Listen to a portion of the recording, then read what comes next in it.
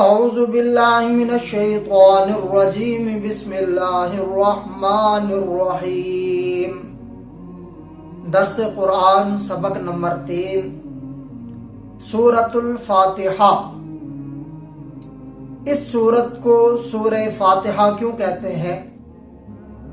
علماء نے لکھا ہے کہ فاتحہ کی اصل فتحہ ہے، جس کا معنی ہے کھولنا۔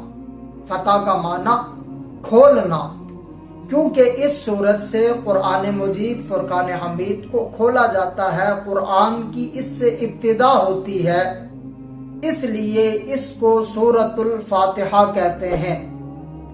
اور جس طرح کسی شے کا عنوان ہوتا ہے، یہ سورت قرآن کریم کا عنوان ہے۔ اس سورت کے بہت سارے نام مفسرین نے ذکر فرمائے، اس میں ایک نام اس سورت کا سوال ہے، یعنی اس سورت میں ہمیں سوال کرنے کا طریقہ بتایا گیا۔ آدمی کسی سے سوال کرنے سے پہلے اس شخص کی تعریف کرتا ہے کہ آپ بہت سخی ہیں، آپ بہت بڑے ہیں، آپ بہت مالدار ہیں۔ تعریفیں کرنے کے بعد پھر اپنا تعارف کرواتا ہے کہ میں آپ کے علاقے کا رہنے والا، میں آپ کے شہر کا رہنے والا، میں آپ کے گاؤں کا رہنے والا، میں آپ کے چک کا رہنے والا، میں آپ کا رشتہ دار ہوں، میں آپ کا پڑوسی ہوں۔ اپنا تعارف کرواتا ہے، تعارف کروانے کے بعد پھر سوال کرتا ہے۔ اس صورت میں ہمیں سوال کرنے کا طریقہ بتایا گیا۔ اس صورت میں پہلے ہم نے اللہ رب العالمین کی تعریف کی، الحمدللہ رب العالمین الرحمن الرحیم مالک یوم الدین۔ ان آیات میں اللہ رب العالمین کی تعریف کی گئی۔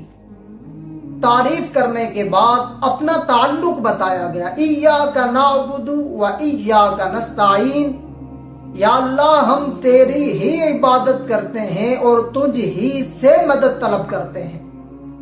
اپنا تعلق بتانے کے بعد پھر دعا کی، پھر اللہ رب العالمین سے مانگا، اہدنا الصراط المستقیم، یا اللہ ہمیں سیدھے راستے پر چلا۔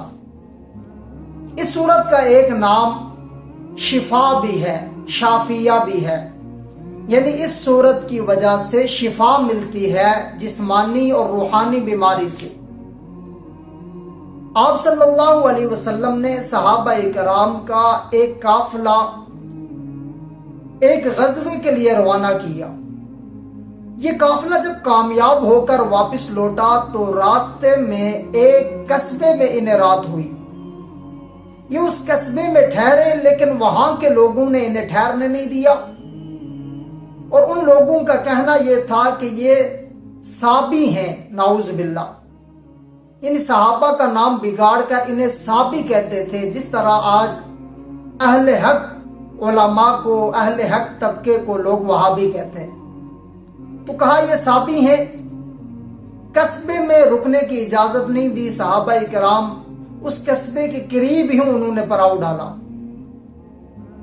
اس کی مثال آپ یوں سمجھیں کہ آج کل تبلیغی جماعت کسی علاقے میں، کسی شہر میں، کسی چک میں، کسی دیہات میں جاتی ہے تو وہاں بعض لوگ تبلیغی جماعت والوں کے بسترے اٹھا کر مسجد سے باہر پھینکتے، کہتے اس مسجد میں آپ کو رکنے کی اجازت نہیں ہے۔ سوال یہ ہے، یہ کھاتے اپنا ہے، یہ پیتے اپنا ہے، یہ آپ کی تو کوئی چیز استعمال نہیں کر رہے، یہ تو آپ کو دین کی بات بتانے کے لیے آئے، لیکن ان کو کیوں نہیں رکنے دیا جاتا؟ ان کے بسترے اٹھا کر مسجد سے باہر کیوں پھینکے جاتے ہیں؟ وجہ صرف ایک ہی ہے کہ کہیں ہمارے ریوڑ سے لوگ نکل کر اس جماعت میں شامل نہ ہو جائیں، ورنہ اس جماعت کا کام کسی جماعت کے خلاف نہیں ہے۔ یہ لوگوں کو اللہ کی طرف بلاتے ہیں، لوگوں کو نماز کی دعوت دیتے ہیں، لوگوں کی نمازیں صحیح کرتے ہیں، یہ ان کی تبلیغ ہے، یہ ان کی دعوت ہے۔ لیکن بعض لوگ اس جماعت کو بھی اپنے علاقے میں، اپنی مسجد میں برداشت نہیں کرتے۔ صحابہ اکرام کا وہ قافلہ اس قصبے کے قریب ہی انہوں نے پڑاؤ ڈالا۔ اب رات کو اس قصبے کا جو سردار تھا اس کو کسی زہریلی چیز نے کاٹ دیا، زہریلی چیز لڑ گئی، اب انہوں نے ہر طرح کی کوشش کی، حدیث میں آتا فَسَعَوْا لَهُ بِكُلِّ شَيْءٍ، ہر طرح کی کوشش کی، دم بھی کروائے لیکن کسی دم کا اثر نہیں ہوا۔ مجبوراً وہ صحابہ کرام کے اس قافلے کے پاس آئے، کہا کہ آپ میں کوئی دم کرنے والا ہے؟ تو حضرت ابو سعید خدری رضی اللہ تعالی عنہ انہوں نے کہا دم کروں گا لیکن 30 بکریاں لوں گا۔ انہوں نے کہا ٹھیک ہے جی، آپ دم کریں، ہم آپ کو 30 بکریاں دینے کے لیے تیار ہیں۔ حضرت ابو سعید خدری رضی اللہ تعالی عنہ نے دم کیا، اور حدیث میں آتا ہے کہ دم کرنے کے بعد یوں لگتا تھا کہ اس شخص کو کسی زہریلی چیز نے کاٹا ہی نہیں، بالکل آرام ہو گیا، اسے زہر کا اثر ختم ہو گیا۔ انہوں نے سورۃ الفاتحہ کی تلاوت کر کے دم کیا تھا۔ 30 بکریاں لے لی، لیکن بکریاں لینے کے بعد تقسیم نہیں کی۔ پہلے ہم جائیں گے آپ صلی اللہ علیہ وسلم کے پاس، آپ صلی اللہ علیہ وسلم سے پوچھیں گے کہ یہ بکریاں جو ہم نے لی ہیں دم کے بدلے میں، یہ جائز ہیں یا ناجائز ہیں؟ اگر جائز ہیں تو رکھ لیں گے، اگر جائز نہیں ہیں تو واپس مالکان کو لوٹا دیں گے۔ افسوس کی بات آج ایک طبقے کا کہنا یہ ہے کہ نعوذ باللہ سے 5 رہ گئے تھے یا 12 رہ گئے تھے، صحابہ کرام کے دلوں میں ایمان نہیں تھا۔ اگر ایمان نہ ہوتا تو آپ صلی اللہ علیہ وسلم سے اس طرح محبت کرتے؟ بکریاں لے لی، تقسیم نہیں کی۔ ان کے دل میں آمنہ کے لال کی محبت اس قدر کوٹ کوٹ کے بھری تھی، یہ کوئی کام کرتے ہی نہیں تھے جب تک آپ صلی اللہ علیہ وسلم سے پوچھ نہ لیں۔ تو یہ لوگ 30 بکریاں لے کر آپ صلی اللہ علیہ وسلم کی خدمت میں حاضر ہوئے اور سوال کیا، یا رسول اللہ کیا یہ جائز ہے؟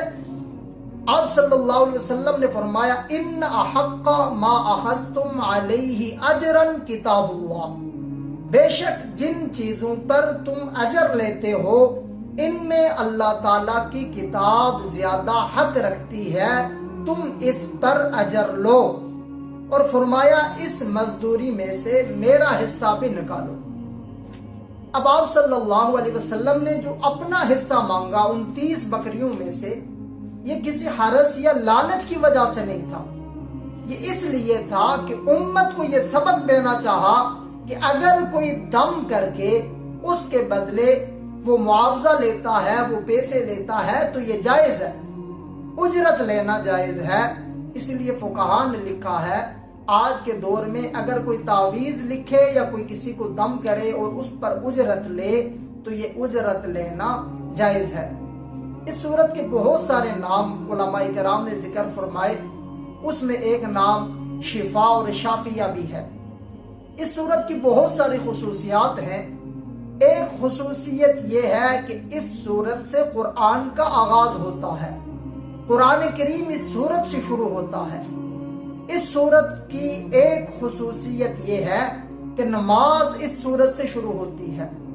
اس صورت کو ام الکتاب بھی کہا گیا، ام القرآن بھی کہا گیا، اور سب سے پہلے جو مکمل صورت ایک ہی بار نازل ہوئی وہ سورۃ الفاتحہ ہے۔ اس سے پہلے چند آیات ضرور نازل ہوئی تھی، سورہ علق اقرأ بسم ربک الذی خلق، وہ چند آیات اس سے پہلے نازل ہوئی۔ سورہ مزمل کی چند آیات اس سے پہلے نازل ہوئی، سورہ مدثر کی چند آیات اس سے پہلے نازل ہوئی، لیکن مکمل طور پر ایک ہی وقت میں سب سے پہلے جو سورت نازل ہوئی اس سورت کو سورۃ الفاتحہ کہتے ہیں۔ تو اس سورت کو بہت ساری خصوصیات حاصل ہے، اس سورت کے بہت سارے نام ذکر کیے ہیں مفسرین نے، چند ایک آپ کے سامنے ذکر کیے۔ اللہ پاک سے دعا ہے کہ اللہ پاک ہمیں قرآن کو سمجھ کر اس میں عمل کرنے کی توفیق عطا فرمائے۔ آپ سے گزارش ہے توجہ اور دھیان کے ساتھ سنیں، انشاءاللہ العزیز کل سے باقاعدہ الحمدللہ رب العالمین سے درس قرآن کا آغاز ہو۔